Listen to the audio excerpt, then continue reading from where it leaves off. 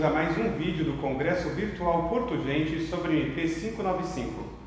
Nosso convidado deste vídeo é João Holanda, gerente de operações do Grupo Rodrimar e professor da Universidade Católica de Santos, convidado também da Unimonte e da Universidade Federal de Santa Catarina. Ele vai falar conosco um pouco da influência da MP 595 nos importadores, exportadores e nos terminais portuários. Holanda, seja bem-vindo, boa participação para você. Muito obrigado. Primeiramente, eu gostaria de agradecer a Porto Gente pelo convite que me fez, tá?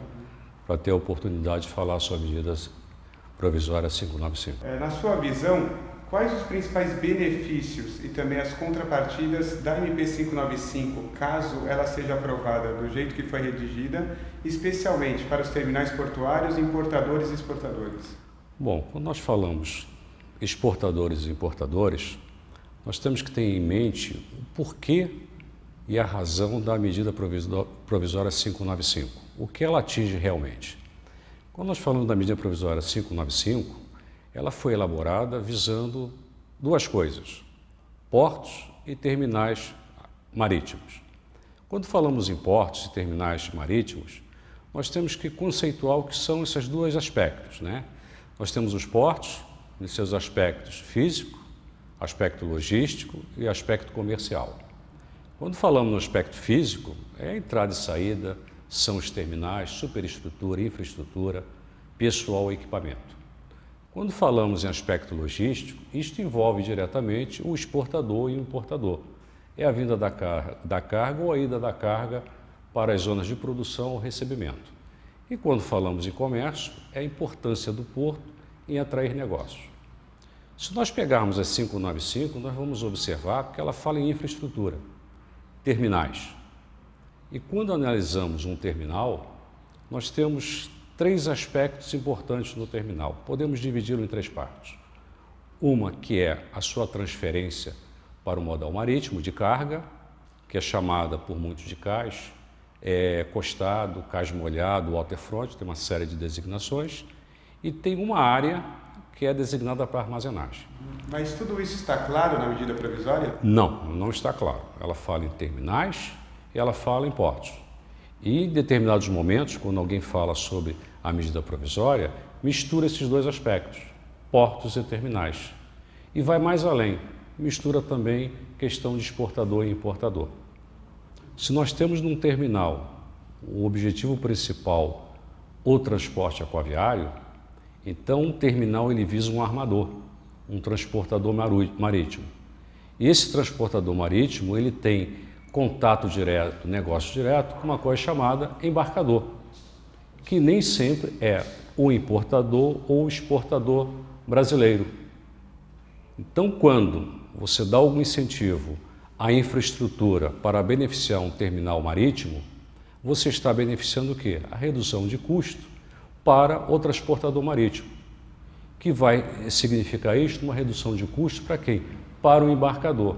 Este seria o principal beneficiário. Principal beneficiário. Nós podemos observar isto na própria Lei 8.630.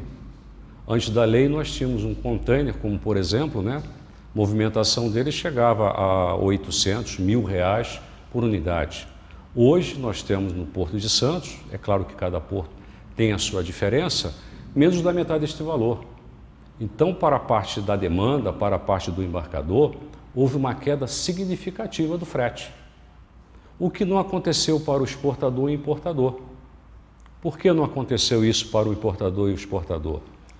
Porque o exportador, ele visa a parte do terminal, que é o recebimento da carga, que é a armazenagem da carga. O governo federal, antes mesmo da Lei 8.630, quando teve necessidade de reduzir, como agora se fala, em custo Brasil, ele fez de uma forma artificial. Ele simplesmente, da noite para o dia, ele quis reduzir o custo para o importador e exportador. Ele acabou com uma coisa chamada capatazia nos portos, que era pago pelo importador e exportador para ter sua carga movimentada no terminal marítimo. Quando ele fez isto, os portos necessitavam de quê? De manter a sua receita.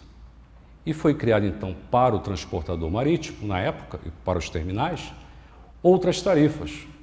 No exemplo de Santos, a tabela 2, na qual o navio lhe paga por hora. ou por período trabalhado. Muito bem, esse custo que o armador não tinha, ele simplesmente, do dia para a noite, ele se viu com esse custo na mão, ele fez o seguinte: não, eu não tinha esse custo, eu não vou transferir para o frete. Quem vai pagar é o embarcador e o exportador, através de uma taxa chamada Terminal Handling Charge, o famoso THC, que até hoje é cobrado. Só que houve uma diferença, houve uma evolução no porto. Só que esse THC é pago pelo exportador e importador. E esse valor, que na época era 168 mais ou menos, que era cobrado pelas companhias docas, 168 reais por container, foi exatamente o valor que o armador começou a cobrar.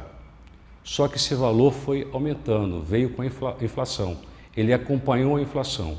E hoje, esse mesmo THC para o mesmo container está na faixa de 700, 800 reais. Então, para aquele exportador e importador que não teve nenhum benefício com frete, para ele o custo do porto quadruplicou, em virtude do aumento de uma coisa chamada THC, onde ele pagava uma capatazia e passou a pagar para o transportador marítimo uma coisa chamada THC. É o exemplo, por exemplo, que nós podemos dar, concreto, dos exportadores de café, que eles têm os seus contratos geralmente na base FOB, aonde o benefício que teve a 8.630 nos portos, na infraestrutura, foi revertido para o embarcador, quem compra a mercadoria. E, em contrapartida, o efeito maléfico do THC, com aumento vertiginoso, foi revertido para o exportador. E hoje ele tem um custo mais do que duplicado em relação a isso. Agora, o grande exportador e importador até pode conseguir reduzir esse custo construindo um terminal próprio. Agora, exato, o pequeno e o médio, como eles ficam nessa situação? Ele não tem como meios, né? O governo federal não deu meios dele reduzir isto. Por quê? Isto faz parte de uma coisa chamada logística, que é a parte do terminal voltado para recebimento e entrega da carga. Uma das principais polêmicas em relação à medida provisória 595 é de que o porto público, como existe hoje, deixará de existir caso ela seja aprovada com o texto que foi redigido pelo governo federal. Você concorda com essa afirmação, que é muito comum, a gente vê quase todos os dias dentro dos comentários do Porto Gente? Nós temos que ter em mente uma coisa muito importante. Existem determinados tipos de carga que a iniciativa privada não tem interesse em explorar. Não tem uma rentabilidade para a iniciativa privada. Então, o porto público, ele nunca acabou em país nenhum e nunca vai acabar, muito menos no Brasil. Hoje nós temos uma série de tipos de carga que a iniciativa privada não tem interesse em ter um terminal. Então, esse tipo de carga ela tem que ser movimentada de forma pública, pelo porto público. Agora, quando nós falamos em terminais, onde é interesse financeiro, onde o particular quer um retorno, é óbvio, se você tiver um determinado porto, um terminal em competição direta com outro numa mesma região, aquele que tiver melhores condições, ele vai sobreviver. O outro, obviamente, ele vai morrer. Isso é normal na economia. Agora, o Brasil, ele tem um detalhe muito interessante quando ele fala em porto. O Brasil, ele não deixa o porto ser um porto natural, aquele porto tradicional, aquele porto onde a teoria dele é constituída pelo desenvolvimento. O nosso porto, ele é instituído por lei, é uma divisa. Você passa nessa divisa para outro lado, você está fora do porto público. Você entra nessa divisa, você está no porto público. Essa divisa criada artificialmente pelo governo federal, na 8.630, a chamada área do porto organizado, área do porto organizado, é que hoje está em disputa na MP 595. Agora, quando nós falamos porto, né, porto reúne, como eu já falei, os três aspectos: infraestrutura, o físico, a logística e o comercial. Como um terminal fora de uma área chamada porto organizado, mas dentro do mesmo porto, pode sobreviver sem influenciar o porto já constituído? Exemplo: se você tem um terminal que vai ser constituído de uma forma diferente do porto organizado, ele vai estar influenciando o porto organizado. Por quê? Trânsito. Ele vai atrasar as atracações do porto organizado. Ele vai interferir nas manobras do canal. Ele vai interferir na logística da chegada de carga no porto. Nós temos exemplos de portos que estão sendo construídos, que esses portos, apesar de estarem na própria área do porto organizado, dão para regiões que é o fluxo de carga do porto. Ele corta esse fluxo. E se um terminal estiver fora desta área do porto organizado e cortar esse fluxo de carga, ele vai estar interferindo diretamente na área do porto organizado e tendo benefícios que a área do porto organizado não tem. Holanda, queria agradecer a sua participação aqui no Congresso Virtual do Porto Gente. Abrir espaço para suas considerações finais e um recado aí para o público que está nos assistindo.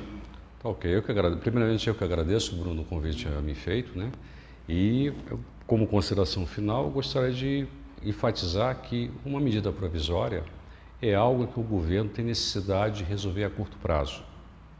Nós tínhamos a Lei 8.630, que praticamente vários trechos, grande parte foi transcrita nessa medida 595, então eu não vejo na prática uma necessidade de ser feito através de uma medida provisória. Por mais que na medida provisória vários segmentos tenham sido ouvidos, mas pelo levante que houve, pelo que temos na mídia, a sensação que nós temos é que realmente não foi ninguém ouvido, principalmente o maior porto da América Latina, que é Santos, e o principal porto brasileiro. Então nós estamos tendo no Porto de Santos um levante por parte dos trabalhadores, por parte dos empresários. Então isso significa que essa medida provisória tem que existir, Os portos têm que desenvolver. Mas isso poderia ser feito a médio e longo prazo, através de toda a comunidade, toda a população opinando sobre os portos. O que temos hoje, na minha opinião, é uma medida voltada para a infraestrutura. É uma medida que visa o curto prazo, mas que não vai trazer benefício nenhum para o país, muito menos para o exportador e importador, como tem sido colocado pelo governo federal. Essa é a minha visão sobre a 595. Ok? Legal, Holanda. Obrigado. Agradecemos a audiência de todos vocês. E aqui na página do Summit 595 do Porto Gente você encontra todo tipo de informação sobre essa medida provisória que promete mudar o marco regulatório do setor portuário brasileiro. A gente agradece novamente. Muito obrigado.